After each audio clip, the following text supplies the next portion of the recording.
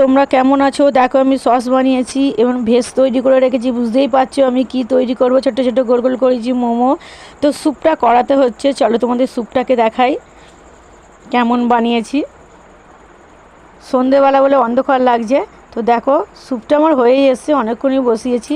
তো দেখিয়ে দিচ্ছি নেড়ে তোমাদের, দেখো হয়েই এসেছে স্যুপটা। চলো এবারে হচ্ছে বেলা হবে, বেলে তার পুর ভর্তি করব ভেজ দিয়ে। দেখো আমি লম্বা লম্বাই করছি, আমি তো এই প্রথম করছি, খুব একটা হয়তো ভালো পারি না, তোমাদের সঙ্গে শেয়ার করতে চাইলাম। তো দেখো মোমোটা আমি কি করে বানাচ্ছি, ভালো হয়তো হয়নি, তোমরা কমেন্টে তো জানিও ভালো হয়েছে কি খারাপ। তো দেখো আমি এইভাবে বানাচ্ছি, তৈরি হয়ে গেছে। এবার এটাকে ভাপিয়ে রেডি করব।